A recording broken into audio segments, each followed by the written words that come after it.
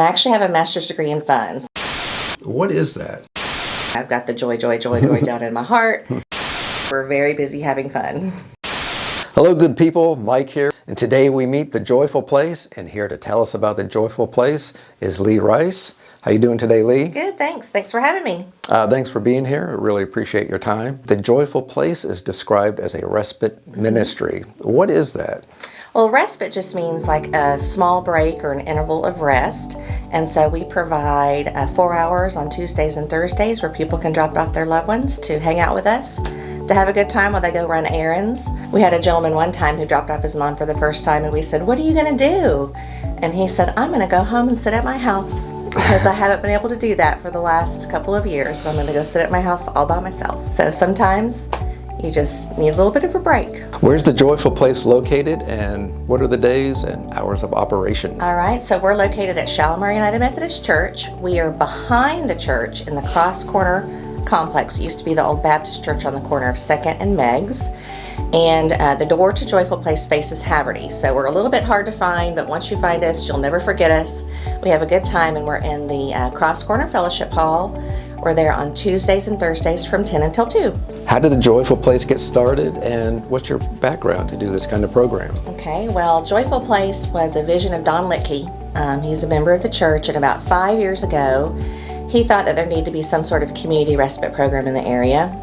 And so he started talking to it, the church council got involved, and then various things happened, and of course the pandemic. Last fall, they were ready to get things started, and they posted a job interview or a job description, and I answered the ad. I have lived here my whole life. I've been working in senior services for 30 years, and I actually have a master's degree in fun, so I am very well suited to this job because we like to have a lot of fun at Joyful Place. And about how many people are involved in the program currently? Okay, so we have the people who participate, we call them our friends, and so we have about 13 friends that are signed up for the program, and we have about 40 volunteers. So the key to the program is our volunteers, because without their presence, the program would just kind of be flat, but because the numbers of the volunteers are so great, we try to do a one-on-one ratio. They just make the day fun, but 13 or so friends, we have about 8 or 9 attending per day and about the same amount of volunteers. So we may have 20 to 25 people in the fellowship hall in one day,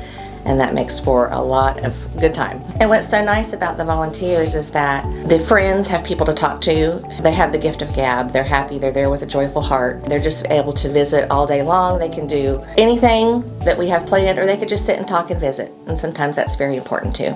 So who would be able to attend the Joyful Place? I say anybody who would benefit from being in a social setting, whether they have dementia or not.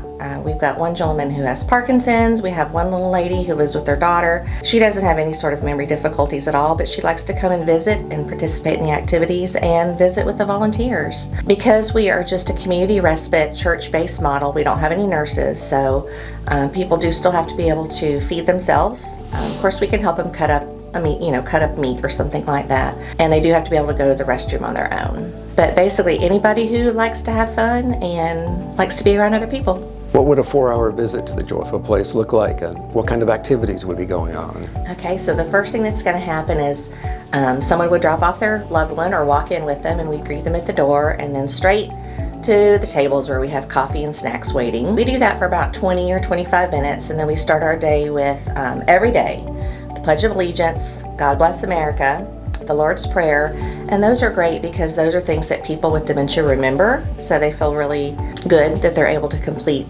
the Lord's Prayer and the pledge all on their own.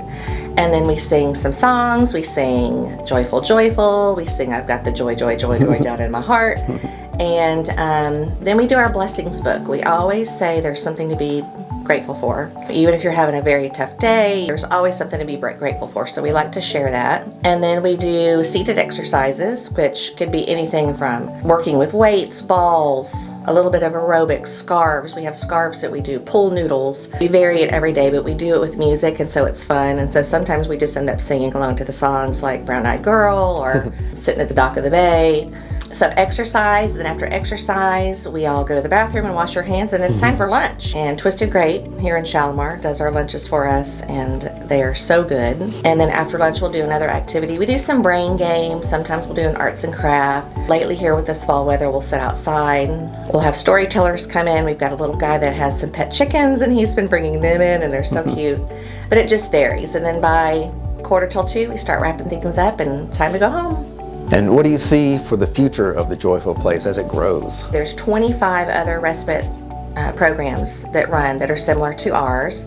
They're all run underneath the umbrella of the Respite for All Foundation, and some of them have grown so large that they operate 4 days a week. At this time, we're not able to do that because we share our space with other people, but there are plans in the future for the church to renovate the additional spaces in the Cross Corner Annex that may allow us the opportunity to be open 4 days a week.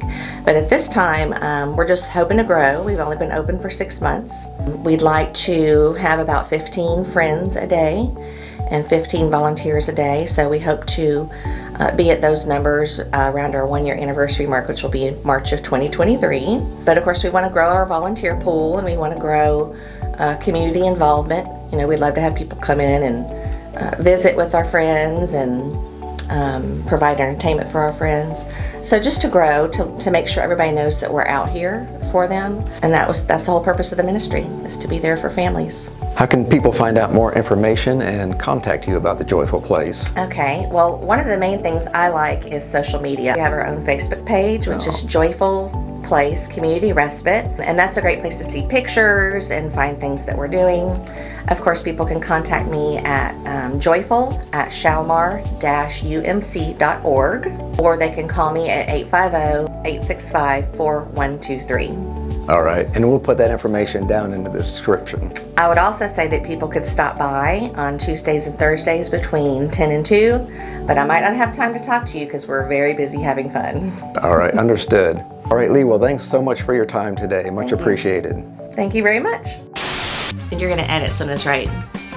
A whole bunch of... all right. I'm not an Instagram person. I first heard about the Joyful Place while describing my mother's condition to a neighbor of mine.